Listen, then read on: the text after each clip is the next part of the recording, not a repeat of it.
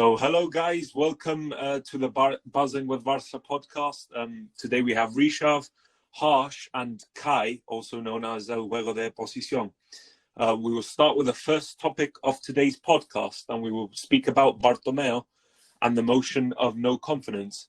So as you all know, we have already passed the minimum amount to proceed to phase 2, and now the board is starting to panic. Rishav, we'll start with you. What do you make about this? What do you think about this whole situation? Yeah, like you have already said that the number of required votes, which was 16,520, it has already been surpassed. Like it happened yesterday. And today the board was playing mind games. Like Jordi Cardona, the vice president, came out and he said that only 19,000 have voted and the rest 90,000 haven't voted. So they have started panicking and playing mind games now. And then we also saw the starting legal proceedings, like they're saying again the votes are not valid and all, but that has also been squashed aside.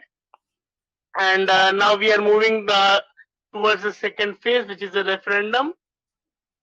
And we will have at least 10,000, 10% of the total socios, which is 15,000 members to be at least present at the voting, which will be held inside 20 days from now. And then 66.6% people, they voted against Bartomeu. He will be immediately, he has to resign. So it had to go through. Yep, correct. Again, I think this is just another typical tactic from the board, just trying to delay the vote and just delay the time. I think it's quite inevitable that eventually they're going to have to go, but they're just delaying the time. And it's just another dirty tactic by Bartomeu. Don't you agree, Harsh? Yeah, I agree. And Rishabh just, I guess, gave a detail about how the procedure and everything, what's required. So Bartomeu and his clowns can just, be removed from the board. But yeah, we also saw that this COVID pandemic is kind of playing a part in this. They're saying that, we can't do this if, the health and safety measures aren't appropriately being introduced. So yeah, as you said, they're just trying to do everything in their power to delay it, so Bartomeu can continue to make more sketchy decisions. Yeah, and there was even rumours and talk about Bartomeu himself taking one for the team and actually resigning. But if I'm correct, I don't think that would change anything, because Jordi Cardona would automatically become president. Is that right, Kai? Yeah. What I'll say about this is that basically what you're saying is that the argument that actually Cardona gave, which was basically that not all socios voted, is totally invalid, because inevitably in the referendum everybody's going to vote, or at least a much larger majority. So this argument falls totally apart. And as you said, he's playing mind games, because obviously that's going to put in the socios who may still be undecided for whatever reason, to put, yeah, guys, it's too late to vote because, it's anyway not valid, etc. The point is, Cardona knows that if Bartomeu resigns, which probably he knows about if Bartomeu is actually considering it, he knows that he'll have the dirty job to do. And obviously, Cardona doesn't want to do that, because he's literally the biggest Italian you could actually ever meet. And the point is, he'll try anything to do so that his boss, or his Lord Bartomeu, won't be seen as dirty as he would wish. But the thing is, actually what Cardona has essentially done is the exact opposite. Now he's showing how corrupt, how horrible this board is. Mm-hmm. Mark Duke, spokesperson of the motion, gave a very good answer to this. In 2015, 25,000 socios voted for Bartomeu, but 90,000 actually voted against him. So that is to a valid point, actually. Yeah, exactly. And as you said that we've hit the buzzer now, perfect timing. Moving on to the next topic. So, as you know, if the motion of no confidence succeeds, Bartomeu and his board will have to resign. There's no doubt about that. I'm just interested to know, who do you think should be the next suitable candidate and why? And we'll start with Kai. Well, I think most of us know me. I'm definitely for Victor Font. The reason is he's the only kind for now we actually know the project. If you look back at history, Laporta wins, and that's no question, because for me it's only between Laporta and Font, because Frexa is the biggest Italian and even worse than Cardonel, so he's not even in question. And the thing is, with Font, we know where we're heading. Why? Because he has held conferences, he has held Zoom meetings, he has talked openly on Twitter, even doing threads. He went to El Transistor for interviews. Basically, we do have a big sample of quotes that show his actual plan, which revolves around Xavi, but not only, because his main point is businessmen should not decide football. People that were involved in football or have an idea about football should decide about football. And that's actually pure logic.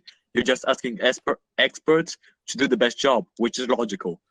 And for Laporta, as I said, he was Barca's ever greater, the best president we've ever gotten. The problem remains that he actually, right now, we have no clue what's going on. He hasn't even presented his candidacy. And there's also this sense of nostalgia, which I would like to actually get past and get, some new era, something new. So this is, for me, why Font should be the president. Yeah, exactly. That's been a major debate. Many coolers are like, okay, if you want to go back to the good old days, then yes, vote Laporta. But really, would Laporta's project that he had maybe 10 years ago be evident in this Barca team, or have things changed? Going on to Harsh now. Yeah, first of all, I just want to agree with what Kai said. Like, everything he said was, everything which I think that, even though Laporta is done, he is like the greatest Barca president as of now. And he's just relying on his past success, past credibility to run for the presidency in the upcoming year. So we don't know what's going to happen in the future. Well, you can see Font is actually giving interview, even though his project relies on Xavi. He has other ideas as well. He has backup plans. Like, we are seeing more of it as the days pass.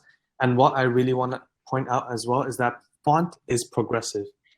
He has done he was advocating for electronic votes and all that stuff. And we're also, besides football, Barca as an identity as a club, as an institution, has to grow and be progressive as well. And I feel like Font will give us the necessary equipment and build the necessary ecosystem for that to happen. Yeah, I agree as well, to be fair. And Rishav, what do you make of it? Yeah, like Kai and Harsh already summed up everything, and I too agree with them, and will go for Laporta as well. I mean Font as well. Although I won't be surprised if Laporta wins, actually, because the socios, as we know, are nostalgic and will prefer Laporta due to his past success.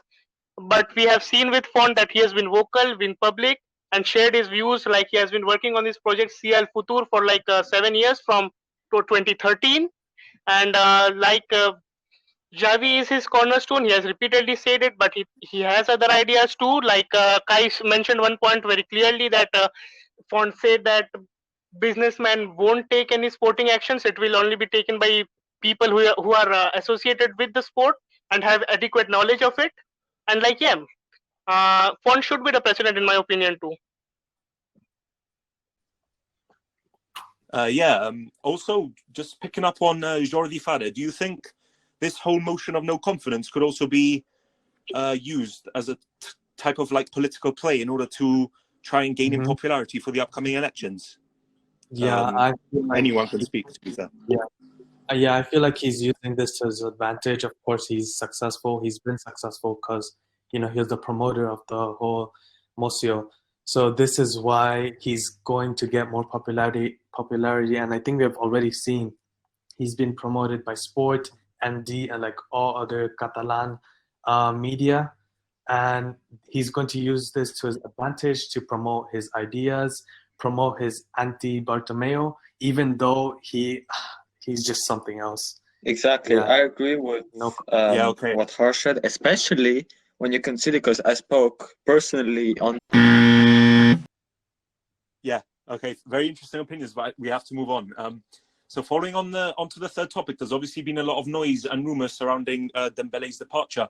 As we all know, after his move to United failed to materialise, there's also been rumours that he doesn't want to sign a contract extension, and now he wants to choose his next destination himself, with Juventus recently being linked. So Harsh, what do you think about this?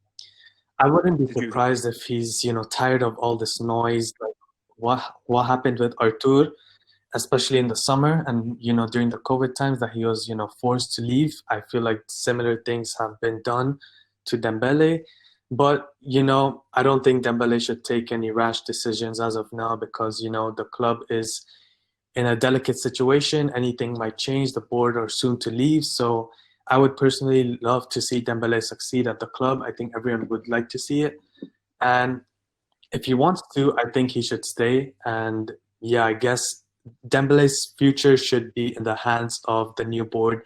Bartomeu can't take any more, significant decisions because it'll just come back to haunt us eventually. Yeah. What about you, Risha? What do you think? I think that Ousmane Dembele should remain at Barcelona as long as possible. Perhaps, in my opinion, he's probably the second best attacker we have in our squad after Lionel Messi, of course. And like in the 2018-19 season, we saw that Dembele was perhaps fit for larger part of the season, and he was quite instrumental too. Like we saw during the Super Cup final against Sevilla, he scored the winner in that match, and quite important goals too throughout the season, like the equalizer against Atletico Madrid away at the Wanda Metropolitano, and some goals against Spurs and PSV Eindhoven.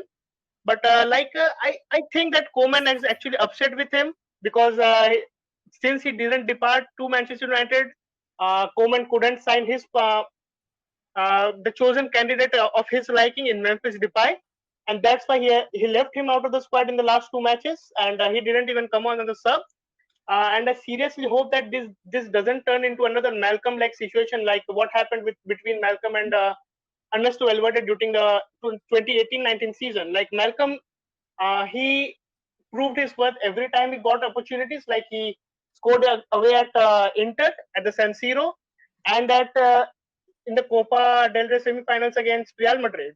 But yet he didn't receive the chances he perhaps deserved. And I hope that this doesn't happen again with Ousmane Dembele.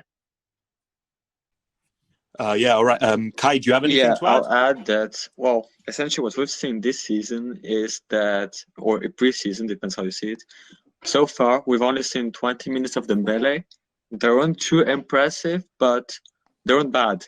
It was, you get it. It was 6 months, or actually even more, 8 months actually. He hadn't been on the pitch, so you cannot expect a masterclass. This is unrealistic. And essentially, what I think is happening is I don't feel I won't say Koeman hates Dembele or really wants to put him aside. I just don't feel that it's not his preferred player because we've seen press conferences. He tried to avoid a question. And for me, I've already said it on Twitter, but the thing is, you actually, I wouldn't have minded if he went on loan because essentially you have no clue psychologically how Dembele is doing. Most of players who get repeatedly injured, at some point their mental health just destroys. Why? Because it is not great to have injuries. You can hate the player for being injury prone, blah, blah, blah. But at the end, he doesn't choose to be injured and he doesn't like that, obviously. So the thing is, on a confidence point, as in confidence to get goals, confidence to get good performance, you have no clue where he's standing. And the problem is that obviously, since we don't know, we cannot really expect anything from him. And that is a problem when he's such an expensive player. Because I remind, his salary is expensive, and of course his transfer fee was colossal. That is the problem of these big money signings. And for me, essentially, since he's staying, he should play. Because as Koeman said at the beginning, he said that those that stay, he'll count on them. So essentially, well, yes, Trincao has performed better so far in this preseason, but the fact is, he also got more chances. if I'm not mistaken, Trincao has almost played every time and at least 4 appearances, while Dembele only got 20 minutes. How is that fair? And especially when you consider the context of Sevilla, where we needed the profile like Dembele on the right, especially on the right, considering that is the dead flank you need, and especially many are getting hyped about Dembele. I won't go into that, but the fact is, Dembele was a useful sub. You cannot tell me no, he wouldn't have. He would be. So obviously the transfer window ends. No new signings, obviously apart from Dest, despite promising players such as Garcia and Depay to come in, and obviously failing to deliver. Rishav, starting with you, what do you make about this failure and the fact that Barcelona and the board couldn't deliver on their promises? Like, I actually think that not signing Memphis Depay is a boon in disguise for Barcelona. Like, I don't think he is another number 9, national number 9 or a center forward. He's another second striker, and we already have like around 4 of them in our squad. If we consider Pedri too, like Messi, Griezmann, Coutinho, and Pedri too, almost play in the same position. Yeah, we also know that Memphis Depay can play as a left winger too, but will you actually drop Ansu Fati to fit him in? I don't think so. And for Eric Garcia, the centre back position remains a weakness for Barcelona. Like, we perhaps should have signed Eric Garcia before loaning out Todibo to Benfica. Like, we are left with 3 centre back options now, and like PK, Longley, and in Ronald Araujo. Don't think Umtiti will be able to regain his fitness, or if he will he be that confident enough to play? I don't think so, and perhaps Todibo should have stayed at Barcelona if he hadn't been able to sign Garcia. Yeah, so the centre back position remains a weakness. Yeah, definitely. Exactly. Yeah, that's another topic that we're going to get on to later. Harsh, you wrote an article about it recently. I just want to get your thoughts on it. Yeah, I talked about why the 2 signings weren't closed off, why they didn't sign. And, this situation just reflects what Messi was saying. They don't have a sporting project. That's one main point. And the second is that they don't keep your word. They don't deliver on your promises. And Koeman was actually hurt. And, I read all sorts of reports that Koeman is angry. He didn't get what he wanted and blah, blah, blah. But, this is a blessing, like Rishav said, because Depay coming in is the wrong profile. He would take time away from, Ansu Fati. Even if we're seeing Pedri now, I doubt if Depay came in, like, we would have seen anything from Pedri. Same goes for Trincao. And then, God knows about Dembele if Depay came. So I assume that Dembele would have left. So, yeah, I mean, it's a blessing in disguise. And for Garcia, it's a shame. It's a shame that we couldn't get him, especially when we stupidly enough decided to loan out Todibo. So yeah, it's just a dumpster fire at Barcelona. Yeah, exactly. Another example of the board. Personally, I would say that, to be honest, if we consider the whole summer transfer window, I think that we're all, at least I was, positively impressed, in the sense that if in January you'd have thought that we'd get both Rakitic and Vidal out in the same window, we'd go, are you on coke or something? Because nobody expected that. Yes, it is true that we let them go for free, which is terrible, because when you consider how Madrid did, how they sold Hakimi, etc., yes, they did better business. But on the other hand, we fairly managed to reinforce the position that was most in. We got a new right back and we sold one. So not only did we do a profit on the sale of Semedo and bringing Dest, but essentially you're getting a long-term investment with a profile that actually suits us. Because I never expected us to win against Bayern on Dest. Secondly, when we go back to the Eric Garcia topic, for me, I mean, the essential thing was just to get the agreement with the player. Because honestly, of course we can get him for free, and of course it would have been great to get him now. But the fact of the matter is the signing of Garcia won't be a signing that will be a starter directly. He won't take directly minutes away from PK. He won't directly start every game. he won't change the season. He'll just be an example of the beginning revolution, but he won't directly, change everything. So for me, as I said, the biggest thing was just to get the agreement. And as long as he understands, that's perfectly fine. And finally, I'll say because Depay, we all know, we've already said it. But for me, the big thing is on Koeman, because, excuse me, what did you expect? Are you telling me that in the whole windows you saw from Ernesto Valverde and Setien, you couldn't figure that out? You couldn't figure out that, for example, Valverde didn't get the profiles he wanted, Setien didn't get the profiles he wanted, because they didn't get a say. So what made you think that you got a say? The only plus he had was that he was a legend, and that's it. And expecting from Bartomeu, from Ramon Planes, etc., to give you all the power on signings, you're living in Disneyland, I'm sure. All right, so moving on to the next topic, but we're staying on the transfer window. So now recent reports, as soon as the day after we had the transfer window ended, there's already been reports that that the board are now confident of securing Garcia and Depay in January, because they believe that they're going to be sold for much, much cheaper. Starting with Harsh. So what do you make about this? Do you think we should really, go for Garcia knowing that he's free in June, or we should wait? Or do you think we should go for him in January, as well as Depay? Do you think we should go for him in January, or should we discard him? In my opinion, if the Eric Garcia deal is not going to cost the board enough, if it's not going to cost the board a lot of money, I think we should go for him, because I think we can see that Umtiti's hospitalized 24/7, while Lenglet's, I guess, is reliable. Piqué is aging, and Araujo is still young, so we can't rely on just 3 properly functioning center backs.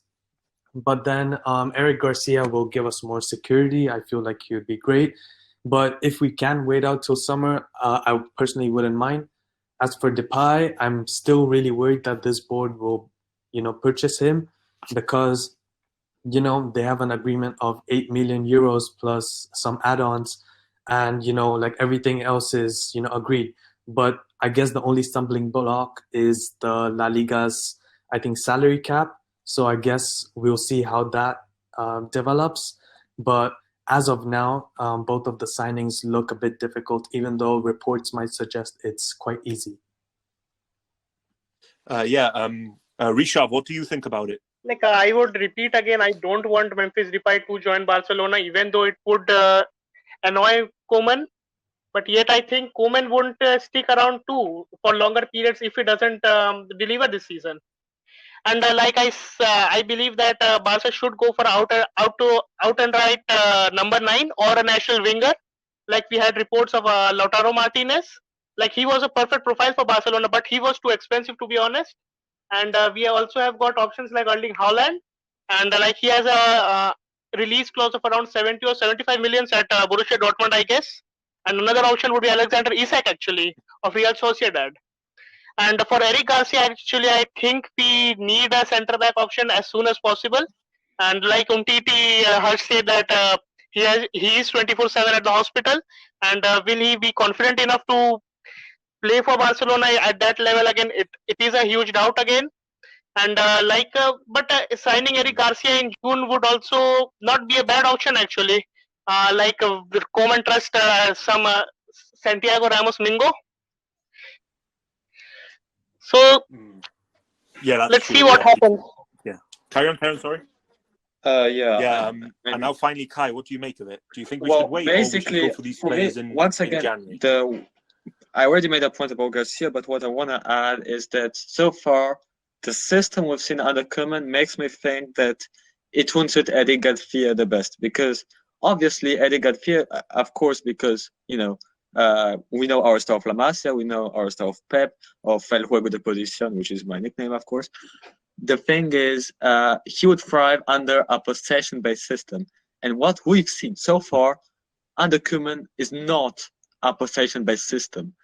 And essentially, what would happen is that if Eric Garcia would take minutes away from Piqué, which is already very unlikely, you're going to have him struggling to keep that high line, because eventually what's gonna happen is that you're gonna see him getting outpaced by, let's say, faster forwards.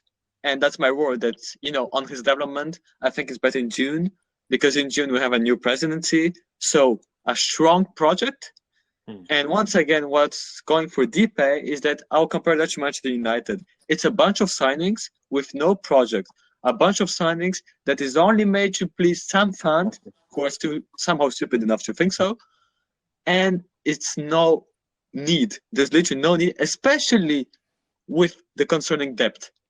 Especially with that one. Because obviously the defense is the problem, not the offense. In the offense, we literally got, if I'm not wrong, in our squad, twice as many players as in the defense, which is slightly worrying. Like Erika says, yet not the complete package in my opinion, and I expect Gerard Piqué to retire from professional football in 2022. So I expect Barcelona, or rather want Barcelona to sign another high-profile centre-back like the likes of Dayot Upamecano from RB Leipzig or Jules Koundé from Sevilla.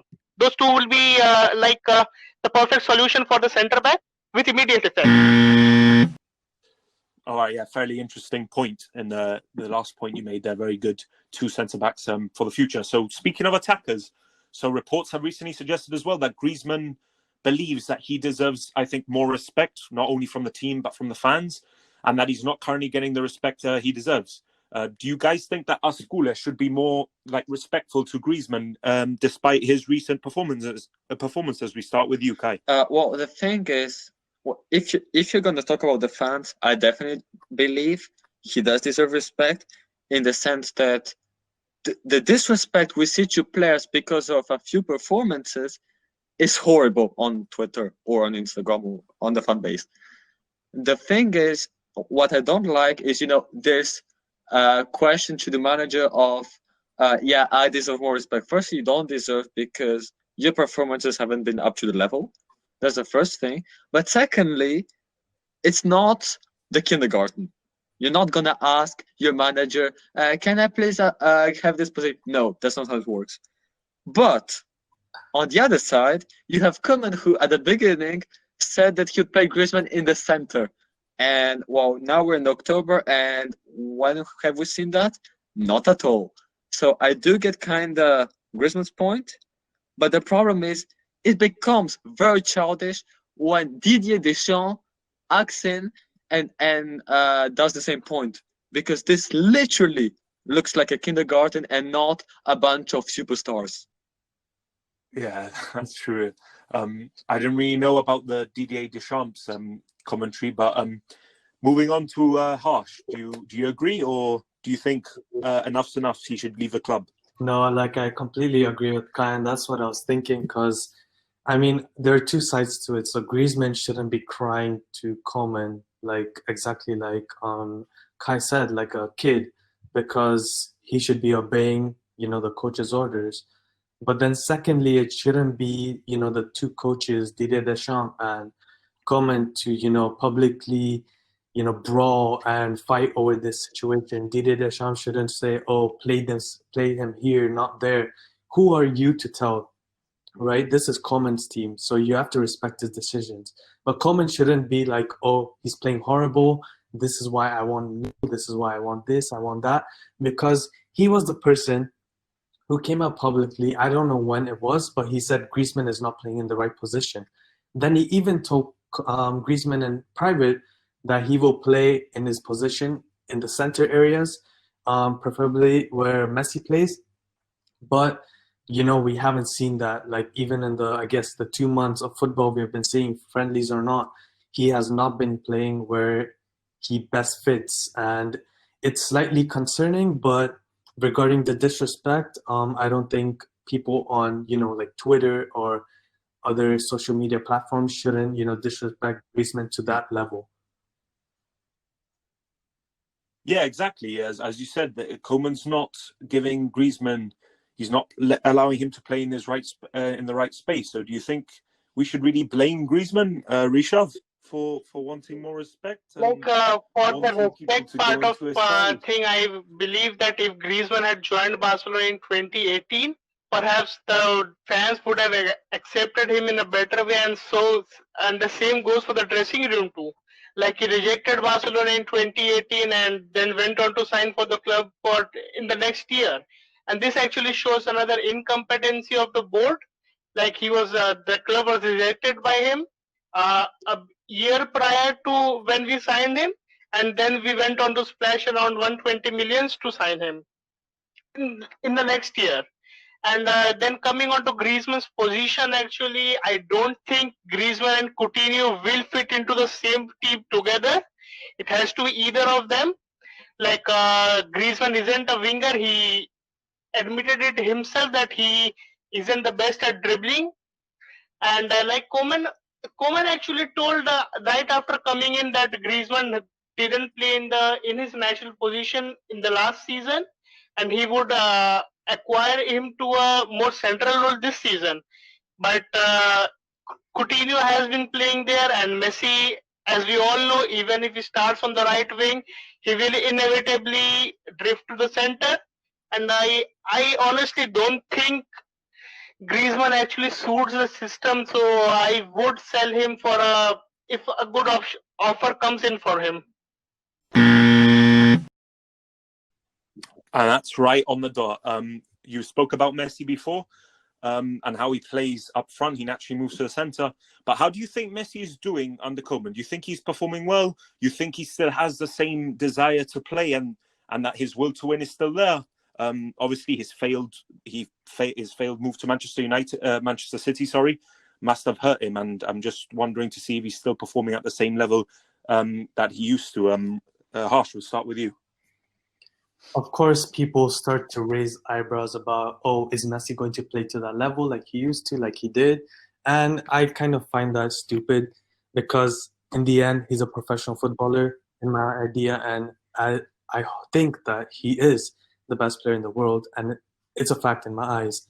So he's going to put his 100%, 110% every time he steps out on the football pitch. And I think he has. He's been at the center of things. He's been creative. But one thing we have seen is that there's less dependence on Messi to create. We have had Coutinho kind of break through. We have had the link up with Ansu Fati. And, sometimes even from midfield, De Jong has, maybe not last game, but he's had his input. And, Messi's just there to provide some magic. I think we saw against Celta Vigo in the second half, he just came out of nowhere and helped us score the second goal. Also the third goal. So he's, of course, helping us out. We may not have seen, the mass production of goals and assists yet, but it's too early to judge. But all in all, I think that, his performance hasn't changed. Yeah, that was a very good point. Obviously, there's less Messi dependence. I think we've seen there's more players that are taking their ball on their own feet, more confidence. And that's why, obviously, I don't think Messi is scoring as much maybe as he would like because, as you say, we don't really rely on him that much anymore. Kai, do you agree? Partially agree. Or do you think that Messi is no, not as motivated? I wouldn't go on motivation because personally, I'm not the type to ask whether he's motivated or not. He's a professional. He knows very much what he's doing. The fact is, if you look at the past seasons, Messi, globally, except I think in 1920, has always overperformed his expected goals, which is massive. That is already the fact. Secondly, I don't think that, let's say, we're less Messi dependent. So far, what we've seen is that the role of playmaker has been more given to Coutinho, which obviously means that Messi is less on the ball. And being on the less on the ball means for Messi that, he's less involved. So therefore, less Messi magic. However, the fact for me is that we do still have this dependency. And we've seen that at Sevilla, in the last minutes, you could see the players who had no idea what they were doing because they were totally lost because we were outclassed by Sevilla. You could see literally the players just passing to Messi. And that was the point for me where I was like, no, we're not past the Messi dependency. We're just relying on him less in a certain sense of the word because we're involving him less.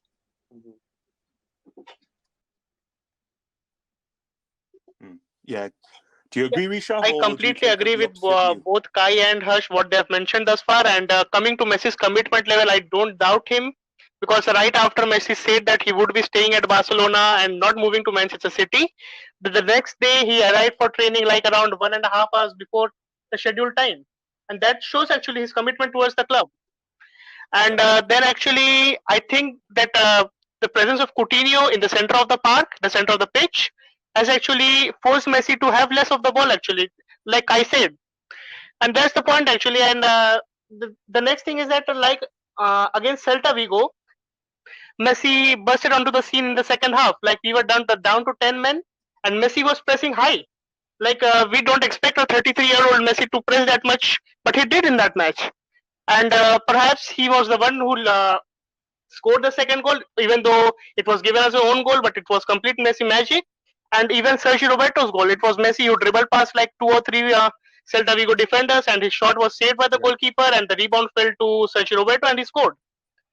And even in the match against Villarreal, actually Sergio Asenjo made two or three very good saves to deny Messi scoring. And yeah, in the match against Sevilla, in the last 5 or 10 minutes, like one occasion I remember pretty good, like Miralem Pjanic, he was just waiting with the ball at his feet for Messi to arrive. And that actually shows we are still dependent on Messi to create that, for that creative spark or that magic which we associate him with. And so yeah, let's see what happens in the upcoming matches. Yeah, exactly. As again, you finished on the perfect point. The buzzers ended there. So moving on to the next topic. So obviously, as you know, we've missed out on Garcia. We've already spoken about the transfer deadline. So this leaves us, as you said before, with only 3 centre-backs, at least until January. So how do you think this will impact? Do you think it will be as bad as people say it will be? Because in case one person gets injured, we're quite kind of screwed. Well, starting the with thing, you, Kai. I think people are very too negative, and especially too critical of PK, because people often tend, to look more for the negative, unfortunately, and forget that PK, in my opinion, was, despite being sometimes inconsistent, on his day, even better than Longley. This is, for me, why I'm not that negative. Now, the problem is, if you look at the policy, so you were not sure if Garcia was to arrive. And what do? You first loan out Todibo, whom you never gave a chance to. I think he barely played 4 or 5 matches in 2 years, which is a horrible record considering he did well at Schalke, he did well against Inter Milan and other occasions. And secondly, so let's say that, for example, Kerman has a problem with Todibo. Well, then you go to the reserves, and you had Cuenca, whom you called up. And Cuenca, just like Todibo, even though he's not the same profile, not the same player, the point is, he was never given a chance. And what do you do with Cuenca? You sell him.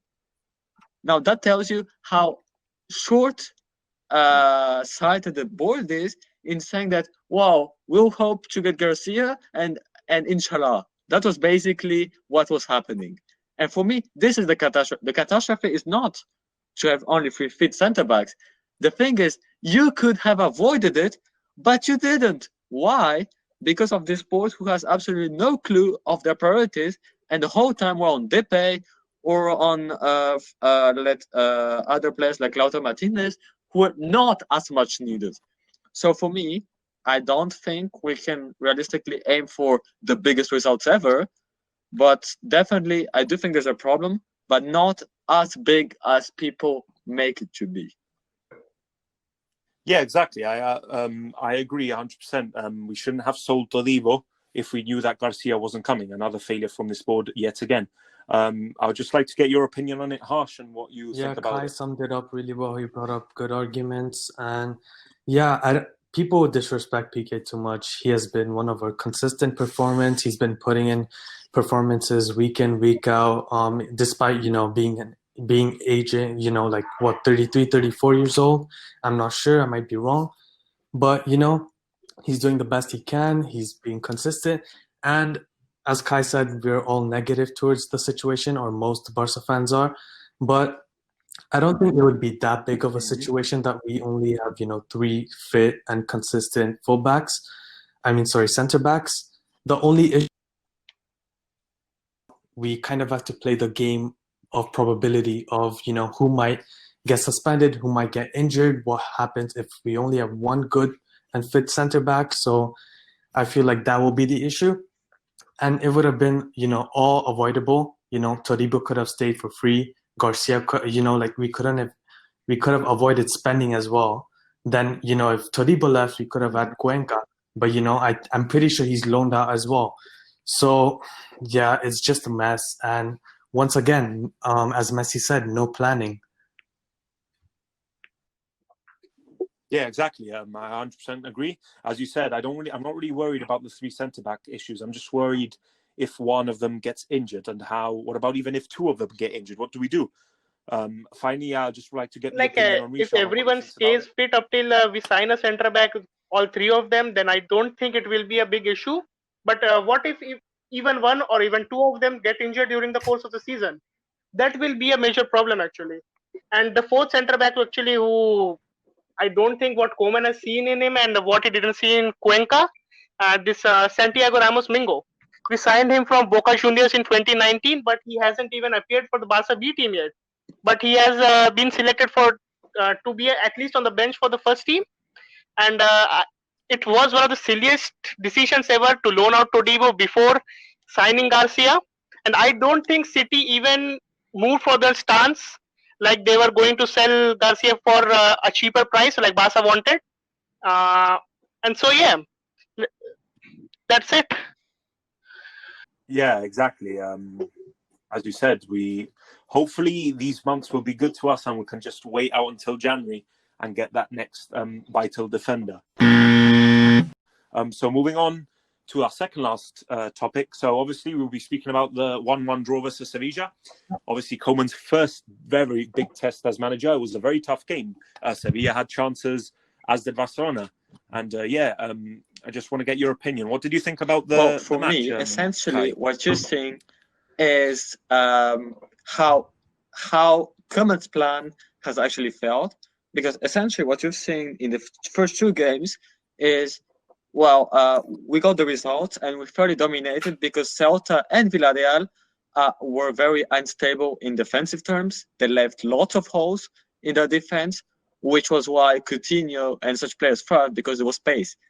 The problem is Sevilla is not Villarreal, Sevilla is not Celta Vigo.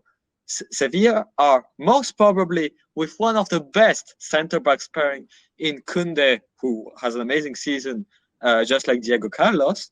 And not only are they defensively very good, as we could literally not break the low block, a long problem, but they attacked us.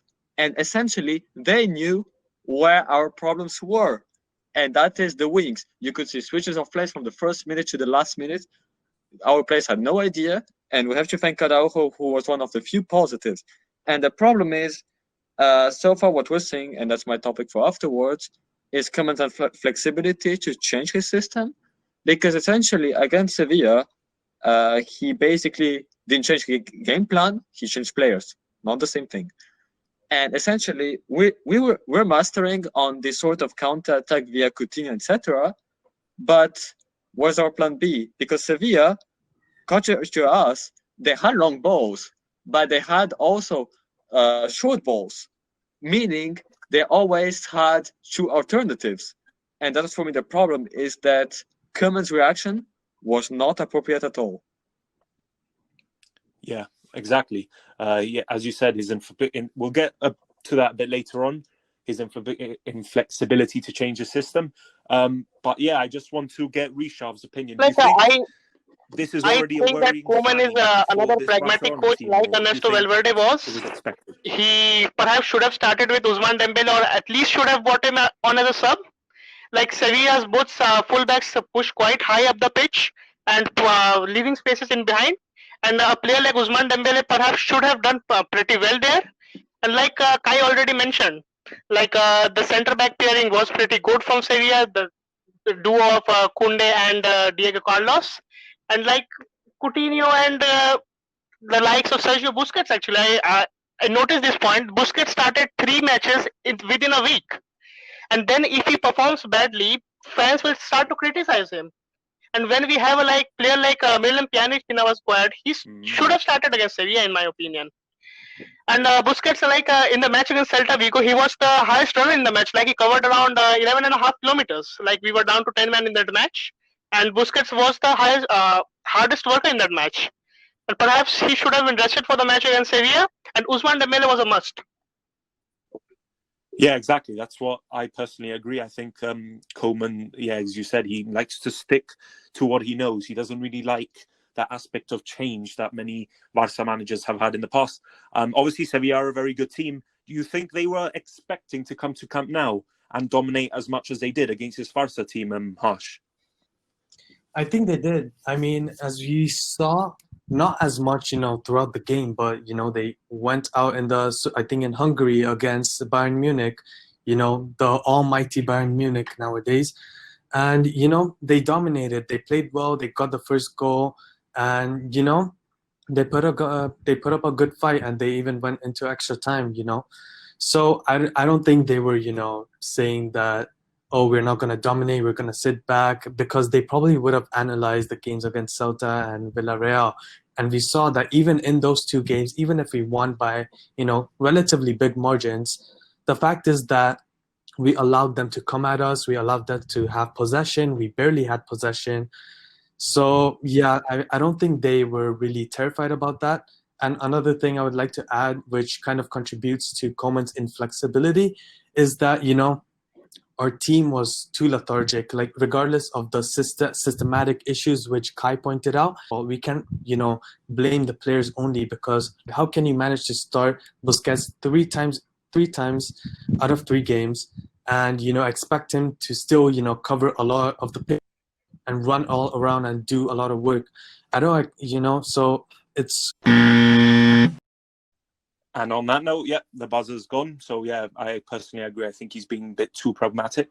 And obviously now we've got the international break coming up. Many people think it's a bad time because, as you know, when we come back from international break, a couple of days later, we already face a very tough team in Juventus away. So do you think this international break could potentially affect the chemistry and the way Barcelona were playing before the breakup? Well, we'll start with I you, want to Kai. point out that I disagree on most saying, well, the international break is horrible, because essentially this gives time to players who usually don't.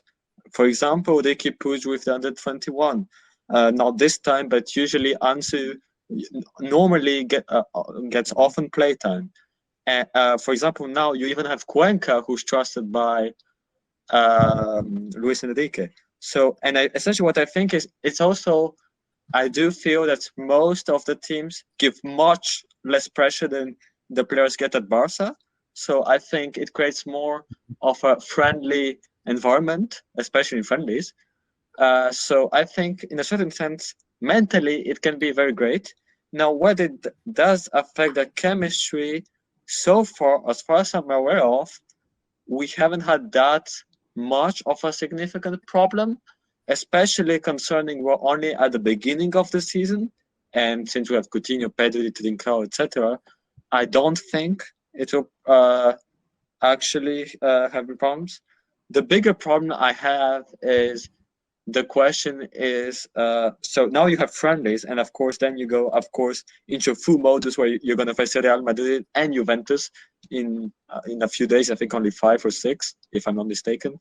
And this is, of course, a huge shock, because the question is, we haven't seen many matches. We're facing Getafe, which is no easy team by any means.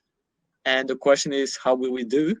But on the other side, you have to consider this gives time to Koeman to think, hey, maybe I got something wrong. And that's what I'm hoping. I'm hoping Koeman is taking his time to tell himself, I could have done better. This is what I'm going to fix. So for me, no especially negative effect, but no positive exactly either.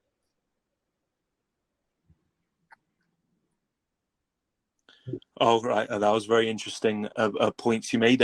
Harsh, I'd like to get your opinion on it. Do you think it's come at a good time, or not really, considering how this is going to be a very important couple of games coming up in the season already? I would have loved to, see more of Barcelona. I think like all of the players, even Koeman himself, would have wanted more game time before the international break. But I think, this has kind of come at a good time because, transfer window is, shut down. So the players wouldn't need to worry about, rumors and everything affecting them as it would have if, there was no international break and we're playing Getafe in this condition. So I think it gives them, that kind of stress reliever. And also the fact that, you saw pictures of Messi just smiling with his friends, with his mates in his native land. And he's, he's smiling, he's having fun, he's happy. Same with Griezmann. He scored a goal. He created a record yesterday as well. And I think Kai also mentioned that youngsters are getting the game time they need. And in this time, I think Koeman can use this as an advantage as well. Look at his mistakes, analyze some games, look at which other players he can use. Now he knows the set of, the squad he has and how he wants to use it. But, there are also a lot of unknowns, how it could affect their fitness, how it could affect their, just chemistry, even though we haven't seen too much. So, yeah, I guess it's just the unknown, but I don't think there's any forced reason why we should all be pessimistic about the international break and its timing.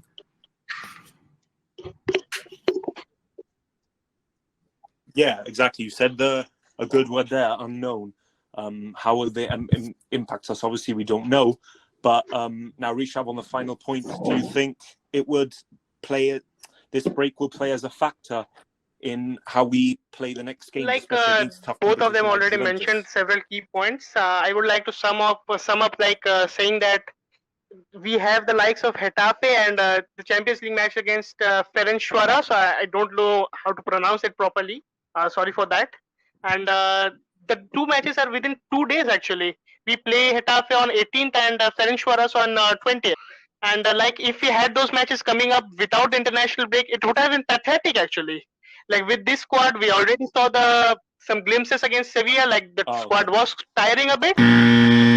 Yeah, exactly. So, but yeah, it can work both ways. I imagine it could be negative, obviously, because of the separation of the squad. But as you guys already mentioned, it can be very good because it allows many youngsters to play. But with that, we've finished all these topics. Now it's the last minute topics. So I'm just going to start with myself and get out of the way. So my topic will be on Ansu Fati's progression so far under Koeman. So yeah, obviously, generally, I think he's doing very well. He's been very impressive in his first 2 games. He scored 3 goals. I think he's a very mature player, considering that he's only 17 years of age. He knows where to position himself. He knows when to make those vital runs, those vital plays. And obviously, he's scoring at quite an alarming rate for someone so young. Obviously, he wasn't too impressive as a Sevilla. But hey, I imagine you can't play excellently in every single match that you play. What I personally would like, however, is for many couleurs to really stop putting so much pressure on the youngster. As I said before, he's only 17, and many people are already comparing him to players such as Messi, Ronaldo, Neymar, Mbappe. Obviously, yeah, he's doing very well, but I think he should be allowed to succeed in his own image. And yeah, I'm just really liking how he's currently playing, and I hope he keeps it up for the whole season. So yeah, that's my last minute topic that I really wanted to speak about. And now up to you. Okay. So yeah, as usual, today my topic will be about ranting about this just incompetent board and their latest scandal, even though it might not be a true scandal. But yeah, as we have seen, they have tried to delay this Mocio. And we have also seen how they have been irrational in their way of thinking regarding the signings, loaning out Todibo before, actually getting another center back, lack of, defenders in general. We only have, one trusted left back because Junior Firpo, I don't know, we haven't seen much. Alba is out, if anyone has forgotten. Alba is injured. So I'm intrigued to see who starts instead of Alba. I'm not sure if Junior Firpo would. I don't know how he fits into Koeman's system, in his plans. And I'm kind of intrigued if he'll play Dest from there. And then, with Roberto on right back. So that's another thing. Yeah, that's it, basically. I'm just intrigued about what will happen with Jordi Alba. All right. So as I said, perfect. And now my over to you, Kai. topic is Koeman inflexibility. So essentially, so far we've seen this 4-2-3-1 system, but my problem is we never have seen a tactical change from Koeman. Once again, against Sevilla, Koeman has changed the players. He brought in Trincao. He later also bought Pjanic, and he changed players. But essentially, it remained a 4-2-3-1. There was no other system. There was no single pivot system. There was no other real change, which is for me slightly concerning, because obviously we don't want to fall back in the path. We've had almost 3 years of Ernesto. We've had half a year of Setien. And the common point now I'm seeing with Koeman, this pattern, is that there is this inflexibility to actually change, which it seems that, to me, all the managers tend to be less flexible. That's possible because of age or other factors, but essentially, when you look at Pep, you look at Nagelsmann, you look at Tuchel, all of those are younger and they've adapted the game. Tuchel has made a certain actual mix between the gegenpressing and the GDP. Nagelsmann is about the same thing, but with a bit more revolutionary. And Pep has adapted to different leagues. And essentially, my problem is obviously, just like the fans, we don't want again to see another inflexible manager. Because what's the point of having these so-called new ideas of intensity, etc., if at the end you're not going to change the system? Because no system is perfect. Even if you have the best press, it's not going to be perfect. It always needs to be refurbished. And if Koeman is not going to refurbish it, it's absolutely useless to invent a new system. So that is, for me, the biggest concern. Obviously, we have too many small samples. 3 games is not enough. But this is, for me, right now, the biggest concern with Koeman.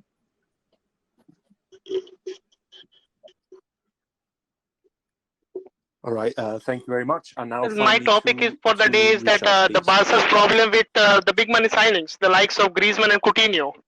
Like after Koeman came in, he changed the system from a 4-3-3 to a 4-2-3-1. And the main problem behind this is that the players like Riqui Puig and Sergio Busquets have actually taken it in a negative way, as they both don't fit into the system properly. Even though Busquets has performed quite well, I won't deny that. But the likes of Coutinho and Griezmann, they benefit from the 4-2-3-1. And like we have at Real Madrid, the authority which Zidane had last season, like one of their highest earners in the team and one of their highest big money signings ever, Gareth Bale, he was dropped to the bench or rather out of the squad for the entire season, almost the entire season. And the same kind of authority we cannot expect to see at Barcelona actually. Here, name will always be preferred to game. Like if we had a 4-3-3 system, we all know Messi will eventually or inevitably he will drop center. So why can't he start center with the likes of Ousmane Dembele and Ansu Fati on the wings, Messi playing as a false 9, and the midfield trio which consisted of Riqui Puig. Riqui Puig deserves to be a starter in the Barcelona team. It's a fact. And just due to Coutinho, Riqui Puig has been dropped. And like we all saw during the 2018-19 season, Coutinho was poor on the wings, and if Koeman had continued with the 4-3-3 system, the same thing would have happened again, and that might be one of the factors why Coutinho stayed, and Koeman changed it to a 4-2-3-1. And another example would be the match against Bayern Munich. Like the likes of Vidal started in that match, and we all were craving for Riqui Puig to start. We all believed, or actually he was the best midfielder in our team post-lockdown. And what we actually saw that Arturo Vidal started, and one of the reasons stated was that Riqui Puig wasn't ready yet to start in such a high-profile match. But look at the opposition, man. The likes of Alphonso Davies, he's a 19-year-old kid from the MLS. He was signed, and he actually belted Barcelona on that night. A 19-year-old man from Canada, and Riqui Puig cannot start. Yeah. So well, that concludes the podcast. It's been very interesting. A lot of different points of view put forward. We hope you enjoy, and obviously, if you liked the video, please subscribe to our YouTube channel. And yeah, we'll see you next time. Visca Barça. See you guys.